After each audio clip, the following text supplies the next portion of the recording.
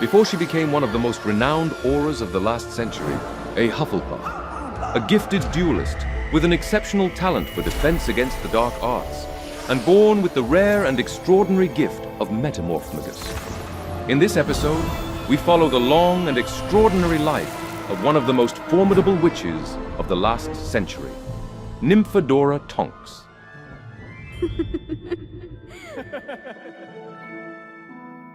Well then, my dear wizards, witches, muggles, and squibs, today we shall speak of an extraordinary witch, but first, of a friend, NYMPHADORA TONKS. You should know she loathed being called that, but I'm certain she would have made an exception for the old Quentin. Or Metamorphmagus, a member of the Order of Phoenix, a woman who fought with courage, wit, and heart during one of the darkest periods of our history. Daughter of Andromeda Black, along with Sirius, the black sheep of the family, Tonks inherited much from her mother. A rebellious spirit, a ready laugh, and a skilled witch, she distinguished herself even in her Hogwarts years, navigating the grim days of the infamous Cursed Vaults. For context, those were the very same years during which I attended Hogwarts myself. After her studies, she joined the ministry as an Auror, under Alistair Moody, one of the greatest Aurors history has ever known. But it was within the Order of the Phoenix that she truly found her place. And there, at last, she also found love. Tonks and Remus defined prejudice, fear, and even war itself. Let's be honest, if love doesn't come with a pinch of complication, it's not love in the wizarding world. So, are you ready for a brand new thrilling episode?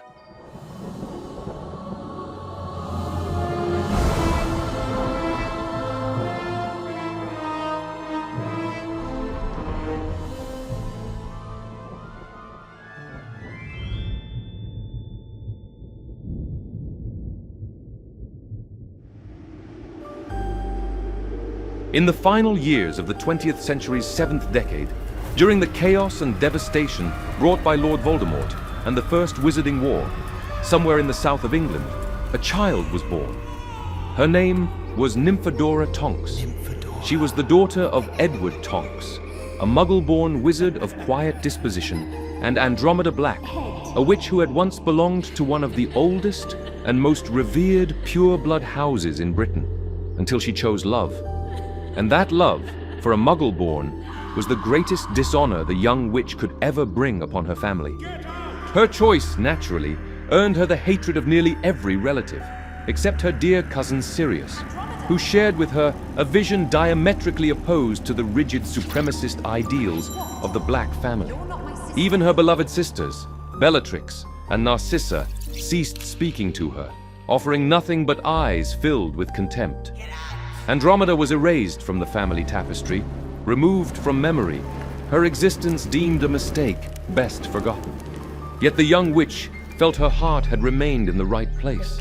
And her daughter, the little Dora, as she liked to call her, was living proof of that. It was there, in the hospital room where her daughter first opened her eyes, that something extraordinary revealed itself.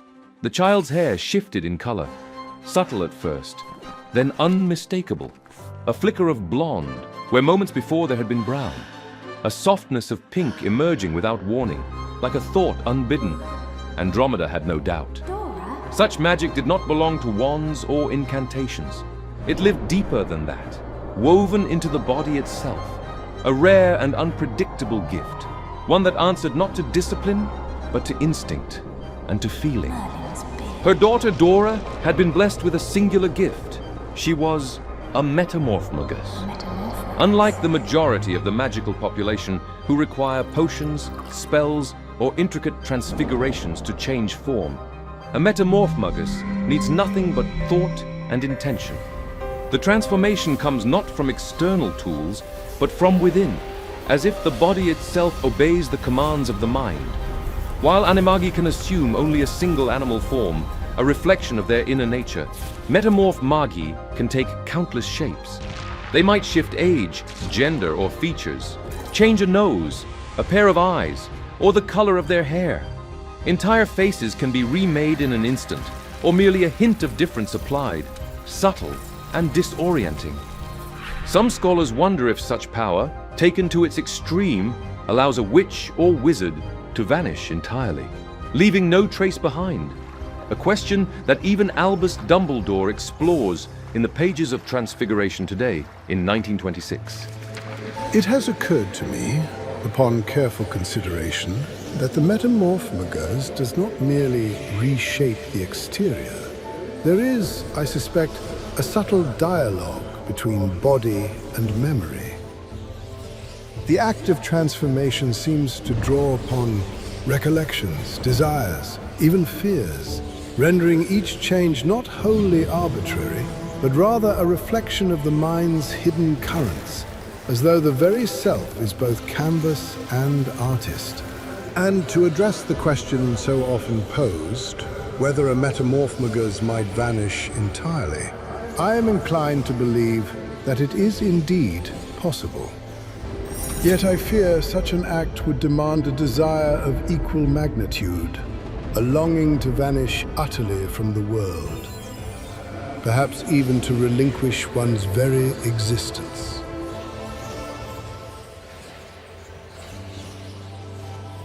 The one of the Metamorphmagus is a power both rare and unpredictable, a magic that can delight or dismay, depending on the will and temperament of its wielder. And in the years of her childhood, at the Tonks household, little Dora caused no small measure of dismay. Even as a toddler, Dora demonstrated a restlessness that seemed to ripple through her very form. One moment her hair would shimmer a soft blue, the next her small nose would stretch or shrink, depending on her mood. While her father, Edward, was often awkwardly flustered by the unpredictability of his daughter, Andromeda would end up laughing until tears ran down her cheeks, a carefree joy that reminded her of long summer afternoons at the Black household, getting into mischief alongside little Sirius. In many ways, Nymphadora carried the same lively, mischievous, and rebellious spirit that had defined her mother in her youth. But for a child so young, still unable to govern her emotions, her powers often caused trouble. On one occasion, during a quarrel with other children, whom she accused of stealing her favorite famous witches and wizards card, the one depicting Gifford Ollerton, the giant slayer, little Dora, in a fit of anger, involuntarily transformed into a miniature version of a Hebridean black. Dangerous though she was even in that tiny form, the episode left a lasting impression. The neighborhood children learned quickly to think twice before provoking Tonks the Odd. After that incident, Andromeda realized that it was her duty to guide her daughter in mastering her gift before it could become a curse. To control the power of a Metamorphmagus required the mastery of feeling itself. Sweetheart. A practice easier said than done, Listen. even for an adult, and all the more difficult for a child.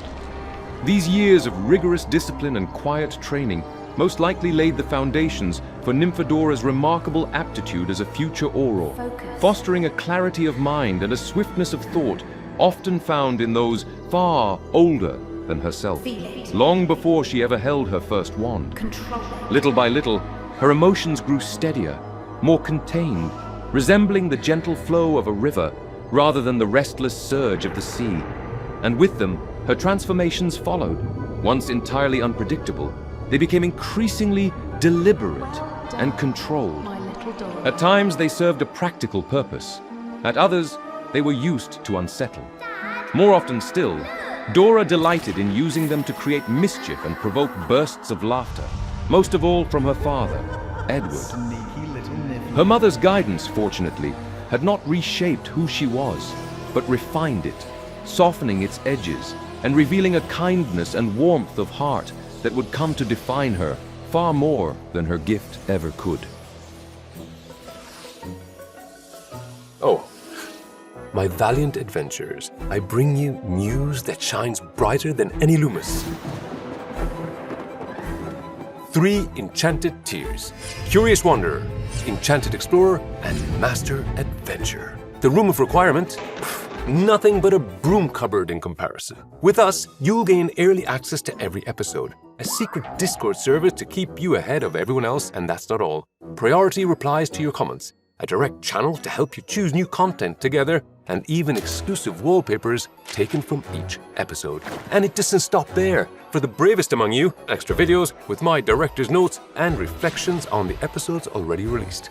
Because, let's be honest, you can never get enough of your dashing wizard adventure, Quentin Pendragon. Click join below for all the details.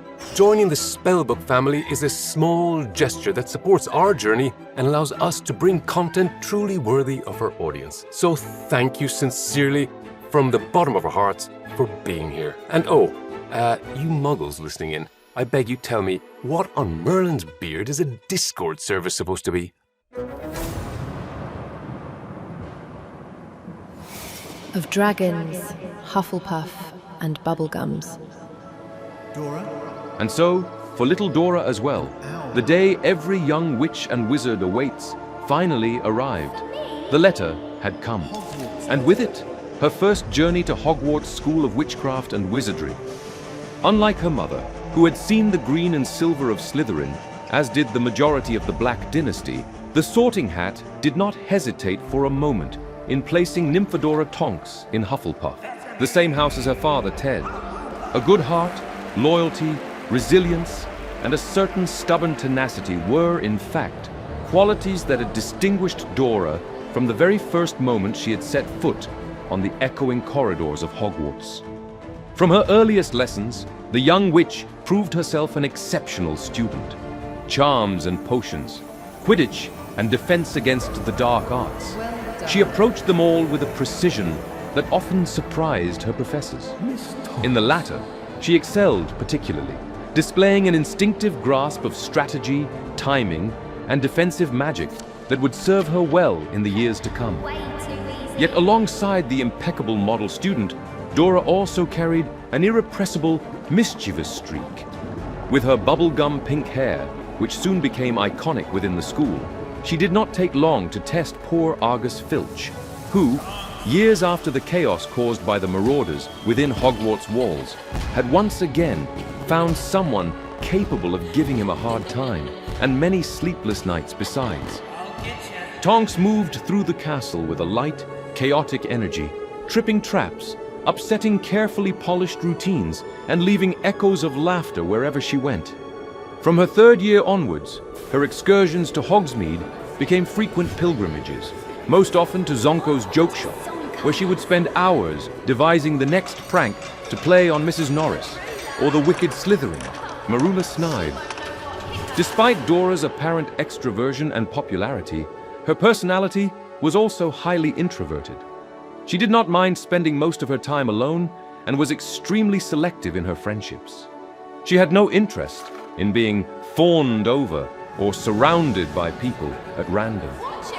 In those years, alongside the mischievous Ravenclaw Quentin Pendragon, she formed a strong bond with Charlie Weasley, Gryffindor's Quidditch ace, with a daring streak as wide as the pitch itself. And then there was her dormitory companion, Penny Haywood, who became a very close friend, the only one nerdy enough to surpass her in potions, as sweet and kind as she was sharp and determined. Even in her early years at Hogwarts, a shadow of unease sometimes brushed the castle corridors. Whispers circulated, hints of disturbances and strange occurrences, yet no one spoke openly, an atmosphere reminiscent of the panic that had followed the opening of the Chamber of Secrets decades earlier. Students and staff alike moved with a quiet caution, a sense that the castle itself held secrets too dangerous to name aloud. It was during Dora's second year that the danger became tangible. A curse of ice swept through the castle, chilling halls and classrooms alike. Ben Copper, a Gryffindor of her year, vanished without warning, only to be found days later, almost completely frozen. The source of the calamity, it soon emerged, was one of the legendary cursed vaults. Hidden chambers said to contain treasures, artifacts, and dark enchantments. According to Albus Dumbledore, chambers perhaps conceived by the four founders, or perhaps by an ancient paranoid headmaster. For generations, the vaults were thought to be mere legend, a story whispered to frighten first years. But in those years, they had been unlocked once more, and Dora, together with Penny Haywood and several of their classmates could not resist probing the mystery that the professors seemed intent on ignoring. By the time she reached her third year, a new defense against the dark arts instructor arrived, Patricia Rakepick. Hogwarts. According to Hagrid, she had once been a Gryffindor of extraordinary skill, We meet a again. close friend and mentor to the Marauders themselves. A world-renowned cursebreaker for Gringotts Wizarding Bank, Rakepick brought with her an unmatched proficiency in magic. Although there is no official confirmation, it is highly likely that it was under her careful guidance that Dora began private exercises that would soon enable her to master the Patronus charm, her silvered form taking the shape of a lively jackrabbit, quick, clever, and impossibly alert. It was through Rakepick's mentorship that Dora's talent, disciplined and focused, began to reveal the first glimpses of the remarkable skill that would define her later years. Skills that would soon be tested beyond the safety of study. Penny Haywood was attacked by a Dementor that appeared without warning within the walls of the school. There had been no sign, no announcement, no reason for such a creature to be there. The Patronus came forth with a clarity she herself had not expected, driving the creature back and saving the life of her dear friend. Thank you, Dora. Who had sent it? That thing. It became increasingly clear that the cursed vaults were only part of a far larger design. Shouldn't have been. Something deliberate moved beneath the surface of Hogwarts. Something patient enough to remain unseen, yet bold enough to strike within its walls.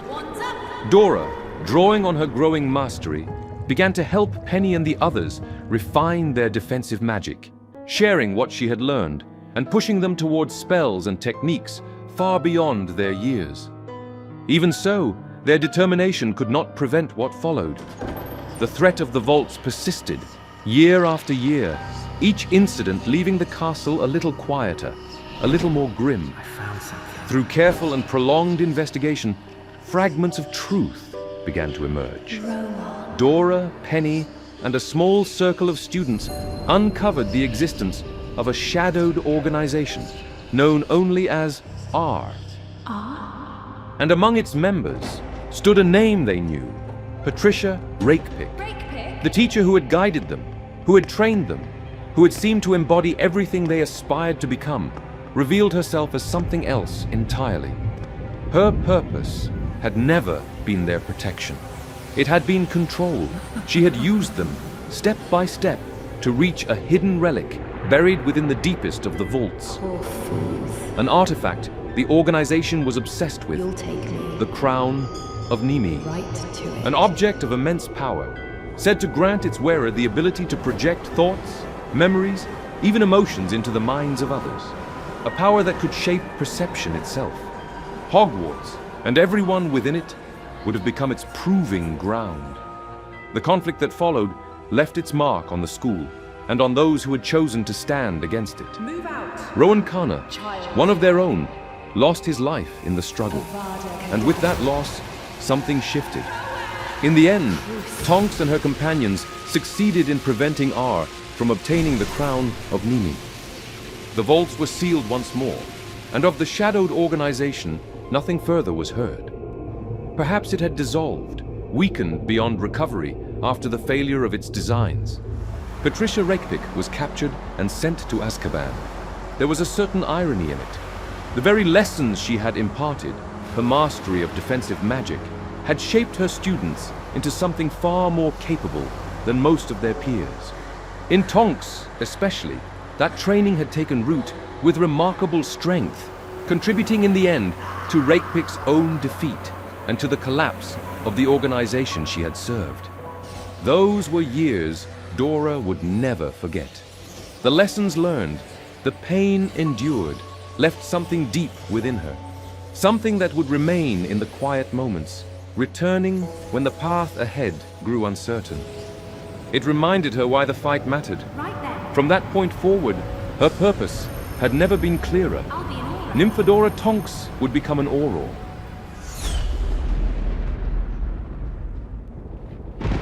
Of auras, war, and wolves. Sonorous. Attention, attention, breaking news! The brand new Spellbook Shop has finally opened its doors. In our shop, you'll find treasures to make even the shadiest nocturne alley merchant green with envy. T-shirts, posters, booklets, and much, much more. To visit the shop, click on the tab above, follow the link in our bio, or head to the store section of our YouTube channel. Or was it YouTube? YouTube. That bizarre muggle contraption, you know what I mean. And let it be known, dear viewers, your support means the world. Every purchase helps sustain our channel, letting us share new stories and fresh content. So, from the bottom of my heart, thank you, Spellbook family.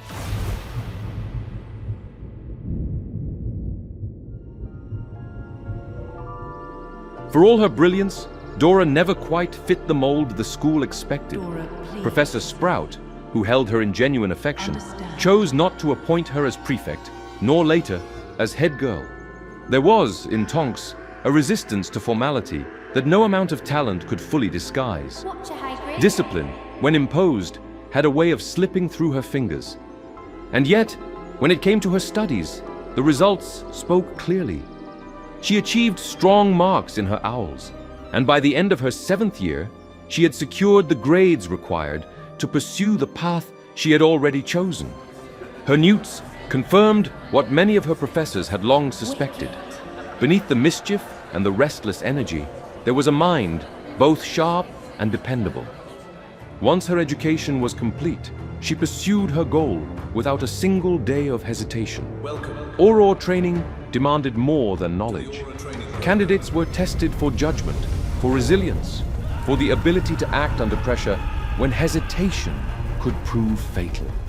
The years of the cursed vaults at Hogwarts, the hidden dangers, the losses she had endured, all of it had prepared her in ways no traditional academic training ever could.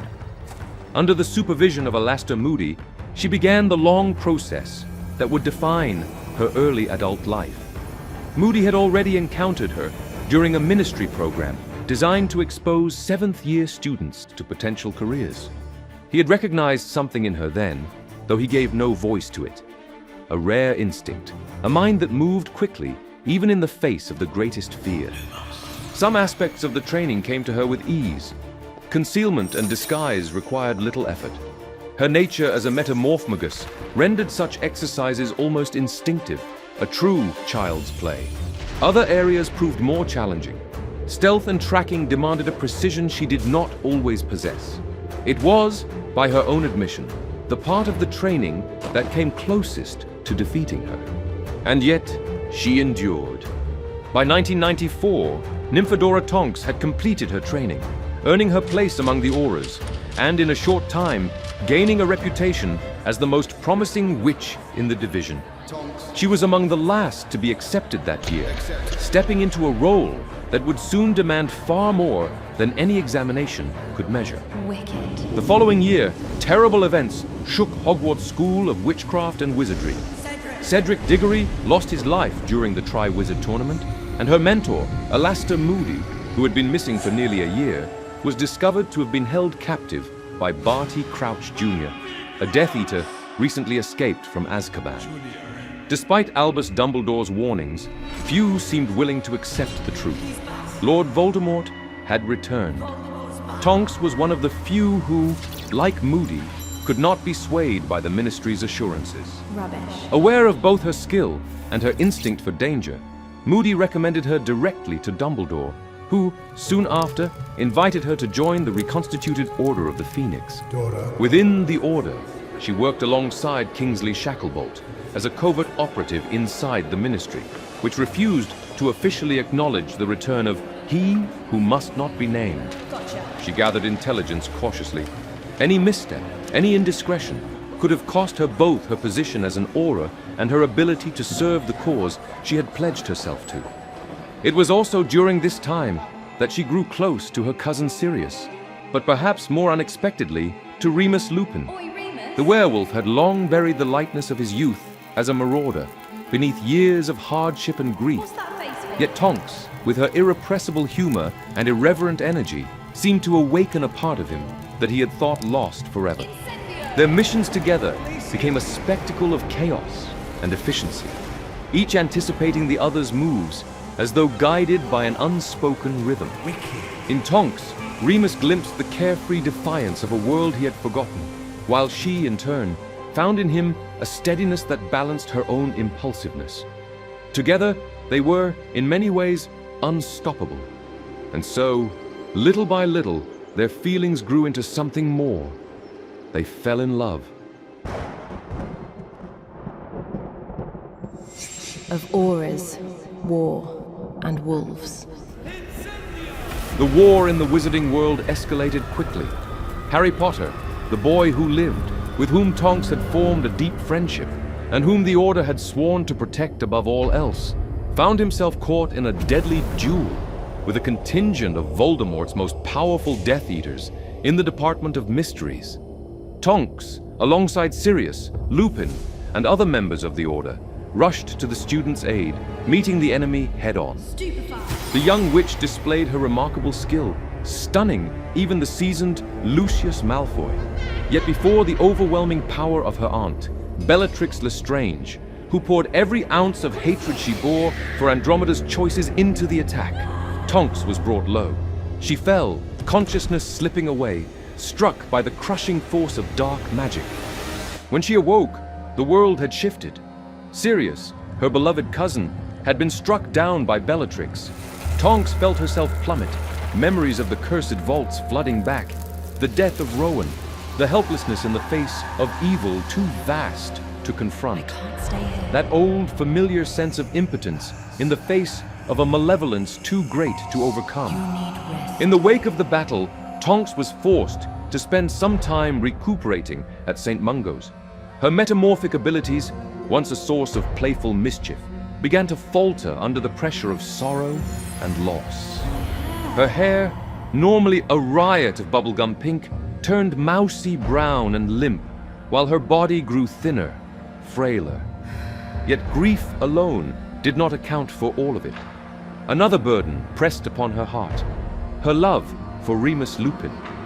For some reason, a relationship with him seemed impossible. Remus. When she had confessed her feelings, Remus, fearing that any emotional entanglement with him would put Dora in danger, grew colder and more distant, throwing himself into increasingly demanding and far-flung missions. The young witch's emotions were so intense that even her Patronus abandoned its usual cheerful jackrabbit form, transforming instead into a wolf. Meanwhile, at Hogwarts, things were about to spiral out of control.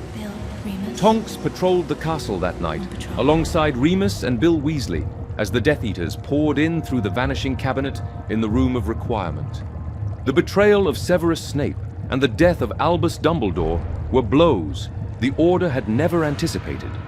The war teetered on the brink of being lost. It was in that moment, gripped once again by the deepest despair, confronted by death and the sheer unpredictability of the present, that Dora understood. Remus. She declared her feelings to Remus with full force and conviction, I love you. certain of her love and of her choice. To live this uncertain present at the side of the man who had understood her more than anyone else, regardless of the risks, the consequences, or what might come. And Remus smiled.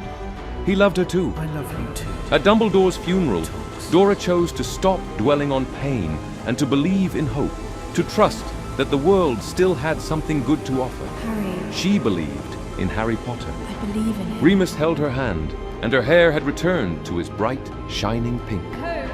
During the following summer, Dora and Remus married, and soon after, the witch discovered she was expecting a child. A boy. That same July, on Harry Potter's 17th birthday, they both participated in the mission to transfer him from Privet Drive, as the protective enchantments shielding him from Voldemort were about to expire. During the operation, her mentor, Alastor Moody, was slain by the Dark Lord himself. Death seemed to shadow her at every turn.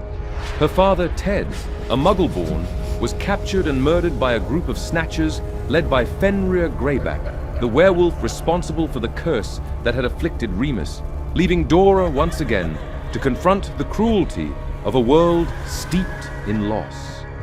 She ultimately gave birth to a son, Teddy Remus Lupin, just after Easter, naming him in honor of her late father. Tonks and Lupin both felt that Harry should become Teddy's godfather, and he accepted without hesitation. Of course. To Remus's immense relief, the child showed no signs of lycanthropy. Thanks, Merlin. Instead, he inherited his mother's rare gift as a Metamorphmagus, demonstrating subtle changes in his features mere hours after birth. During the final battle of Hogwarts, what would be the decisive clash against the Dark Lord and his Death Eaters, Nymphadora faced her aunt, Bellatrix Lestrange, in a duel that would cost her life. It was the third of their encounters, and Tonks, recently recovered from childbirth, was perhaps physically and emotionally vulnerable. The duel ended tragically, and her body, pale and still, yet somehow serene, was laid in the great hall beside that of her husband, Remus Lupin, who had fallen to Dolohov. At last, Voldemort was defeated, this time for good, and the Wizarding War drew to a close. The losses were heavy. The deaths of Tonks, Remus, Fred Weasley, and Colin Creevey weighed on Harry Potter deeply, both before and after the Dark Lord's final defeat. Teddy would be raised by his grandmother, Andromeda, yet the boy remained closely connected to the wider Wizarding family. He dined at Harry's and the Weasleys' homes several times a week, forging a very strong bond with Victoire Weasley, Bill and Fleur's daughter. Nymphadora Tonks' life, though tragically brief, left an indelible mark on the Wizarding world. Her courage, irrepressible spirit, and unyielding devotion to those she loved defined not only her years at Hogwarts and in the Order of the Phoenix, but also the legacy she would leave behind. In Teddy, her son, that legacy endures. Her laughter, her resilience, and her rare gift living on in a new generation. But the story of Nymphadora cannot be told as a story unto itself. To truly understand the roots of her strength, the choices that shaped her, and the lineage of courage and defiance from which she sprang, we must turn our gaze to the woman who founded her house, Helga Hufflepuff, a witch who dedicated her entire life to forging a better world. And this is her story.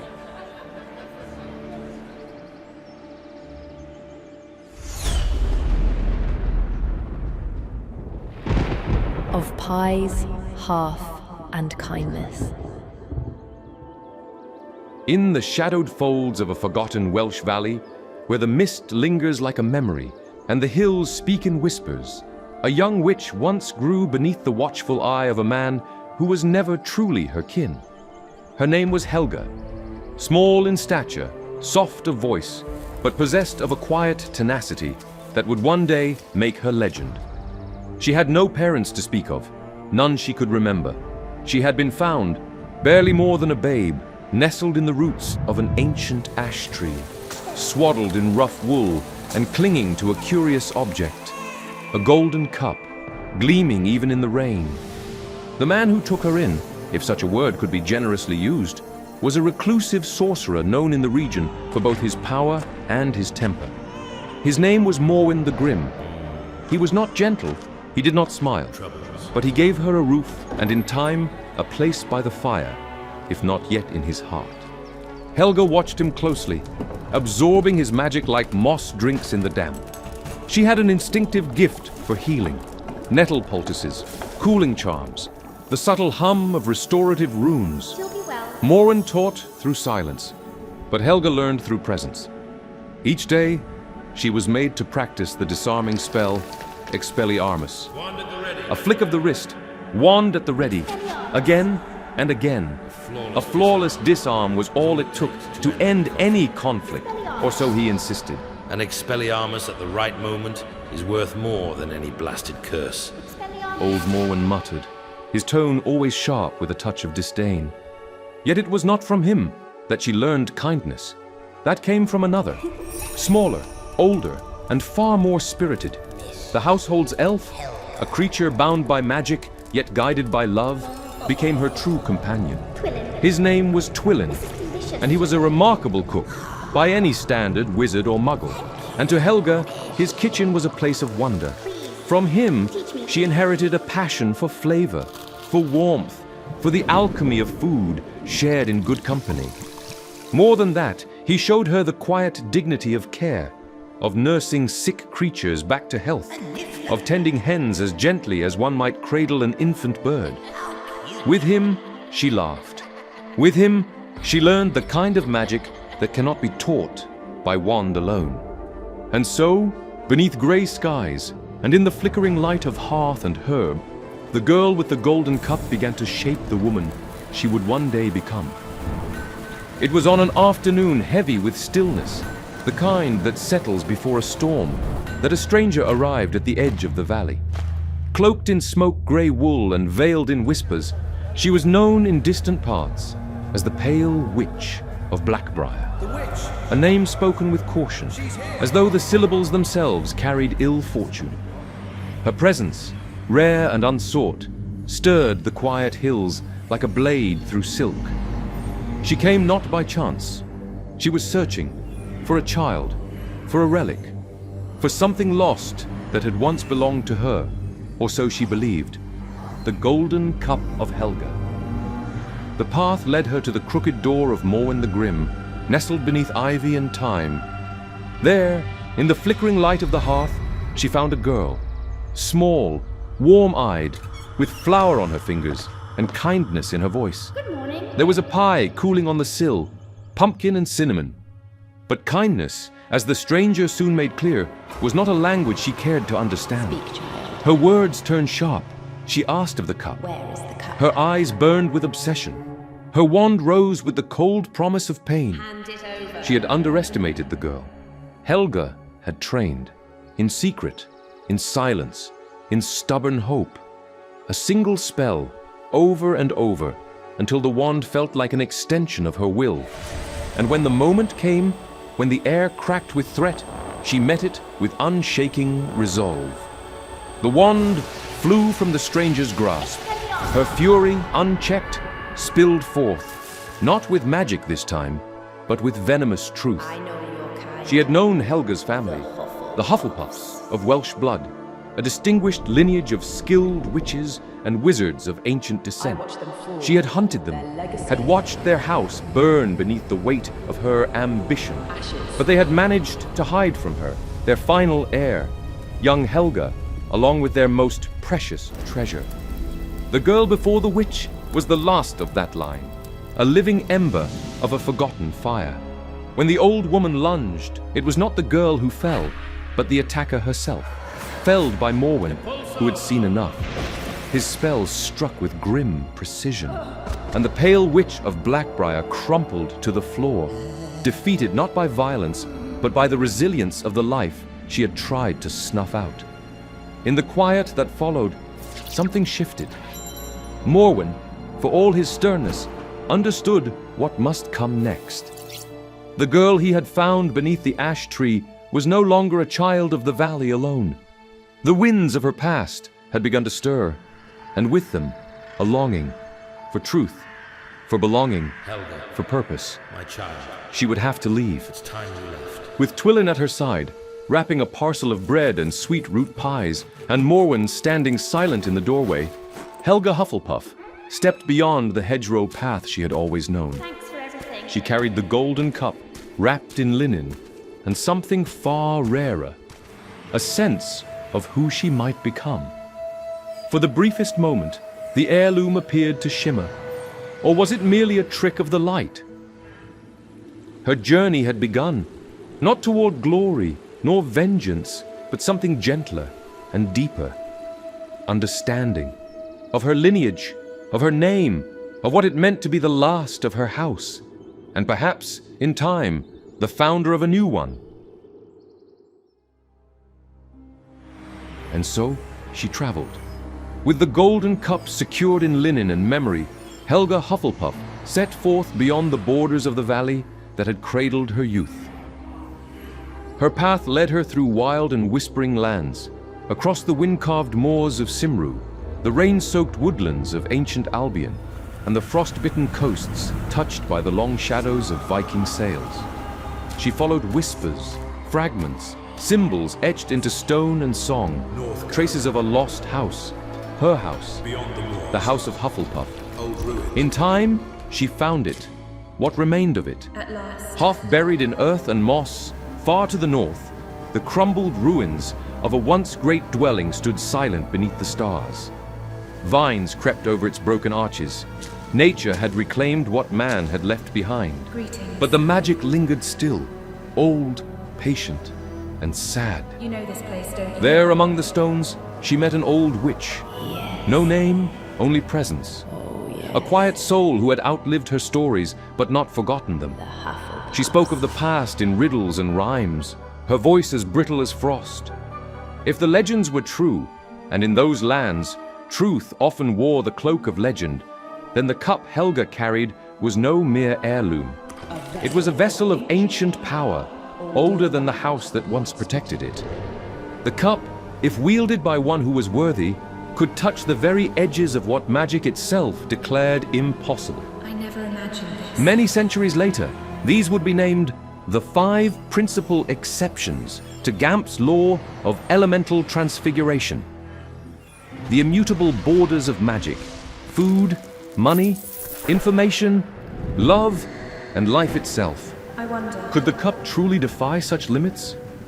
am I worthy? Helga did not know, nor did she know whether she, in heart and in deed, would be counted worthy of such a gift. So much power. She walked on. In my hands. It was during the white hush of a bitter snowstorm, somewhere in the highlands, sheltered, waiting for it to pass, that she encountered another traveler, a young woman, pale, weary, and frozen to the bone after enduring the harshest of tempests. Wanderer. Helga did not hesitate This way. and welcomed her into her humble refuge, warming her with conversation, with her smile, Be my guest. and with a stew of rabbit, onions, and cinnamon, one of the finest recipes the elf Twillin had ever taught her. Let's eat. The woman stirred beneath the fur blanket and opened her eyes, sharp and dark as ravens. My name. She said little, is Helga. but the way she looked at Helga spoke volumes.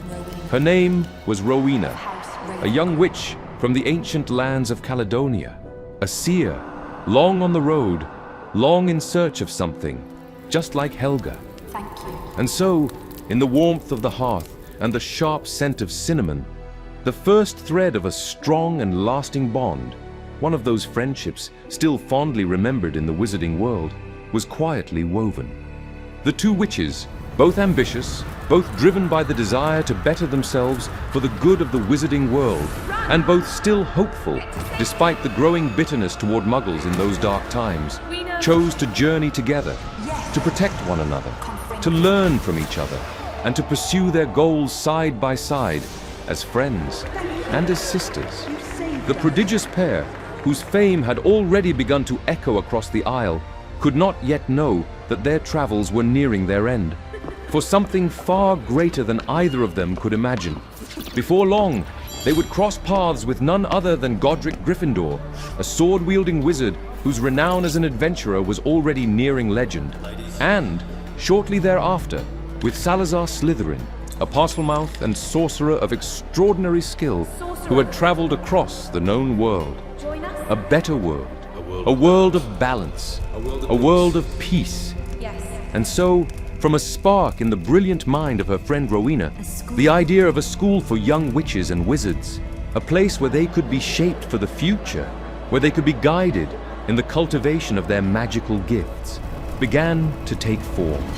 The Hogwarts School of Witchcraft and Wizardry was about to become a reality. It's on us. They chose the Scottish Highlands for their school, a place hidden from Muggle eyes and rich with a rare, pure energy, ancient magic.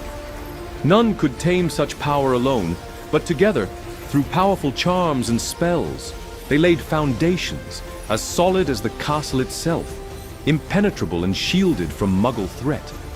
Any non-magical wanderer in those mountains would see only a bleak, forbidding ruin, warning them to stay away. It was the year 993 AD, and the Epic of Hogwarts was beginning. But with it came great responsibility: how to choose which students were worthy. Each founder had a clear vision. Welcome, little They ones. agreed every young witch or wizard with magic should be welcomed, but each would be guided by one founder, chosen for their unique traits.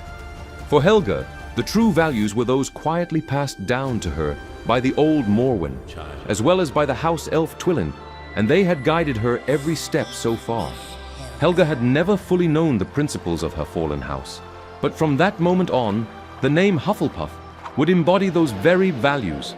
Her values, dedication and hard work, but also loyalty, friendship, warmth and equality. And why not? A love for the smallest things. The everyday details often dismissed as irrelevant by greater wizards. Morning chatter at first light, sharing a slice of rhubarb tart and a glass of fresh milk before setting off to work. This was Hufflepuff. Despite Salazar's stern belief that magic was a gift and honor reserved only for purebloods, Helga fought fiercely from the start, supported by Rowena and Godric, to welcome into the school anyone capable of wielding magic. Pureblood, half-blood, or muggle-born. What did it matter? They were just words, barriers the world used to divide.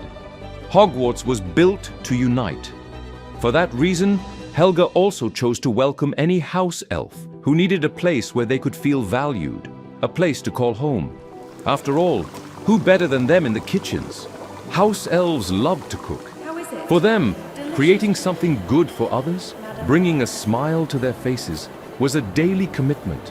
And so, from the very early days of the school, Helga and the house elves enlivened the castle's kitchens, crafting dishes so delicious that they are still served to students today. Roast pork ribs with honey and mustard, wild chicken pie with pumpkin, red onions and chestnuts, potato bread with wildflowers, and much more. In its early years, Hogwarts flourished, its renown spreading across Europe. But even Helga knew that unity was fragile, that one day bonds might fray, and the warmth of shared purpose be swallowed by silence. As time passed, old conflicts, long buried for the sake of the school, began to resurface. Is that all you aim to be, Helga? Day by day, Rowena argued more fiercely with her daughter Helena, their bond fraying with every exchange. Meanwhile, Godric and Salazar were locked in ever fiercer disputes. Salazar's bitterness growing towards anyone with the faintest muggle connection, while Godric increasingly yearned to draw his wand and settle matters with dueling fire. Something was shifting beneath the surface. The dream of love and brotherhood suddenly seemed fragile, delicate, as though it might shatter with the slightest provocation. Helga, reflecting on her own past, understood simply that this too must be accepted. It was a natural part of life itself. And so, for the first time since she was a child, the Hufflepuff cup began to glow once more, ready to bestow its magical essence upon its worthy bearer. Very curious. What followed is shrouded in mystery. There are no concrete proofs, only whispers. For many, it remains a legend. Yet, according to the studies of numerous magical historians, there exists a chamber deep within the heart of Hogwarts, a secret room, the Room of Requirement as it came to be known, also called the Come and Go Room, hidden away on the 7th floor in the left corridor of the castle, opposite a tapestry depicting Barnabas the Barmy's ill-fated attempt to teach trolls ballet. The entrance appeared only when someone was in great need. This room possessed a singular power. It could provide or transform itself into whatever a witch or wizard required at that precise moment. To enter, one had only to walk past it 3 times whilst concentrating on their need, and the door would reveal itself.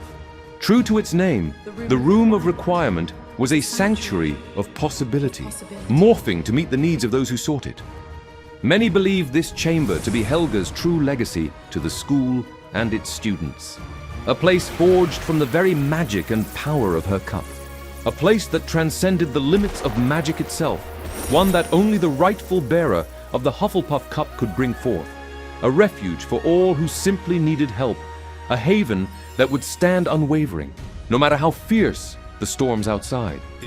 In the end, it was not just the magic of the cup or the strength of its bearer that mattered, but the quiet conviction that even in a world divided, kindness and sanctuary remain the truest forms of power. And so, my dear wizards, witches, muggles, and squibs, the life of Tonks reminds us that courage is not only about charging into battle, but also about living without fear of being yourself. Colorful, imperfect, and utterly authentic. Thank you, Dora, for all that you have fought for. And with a tear ready to streak my cheek, I bid you farewell, my adventurers. I am, as always, your charming wizard Quentin Pentagran, here to guide you once more through the wonders and mysteries of the wizarding world. Until next time.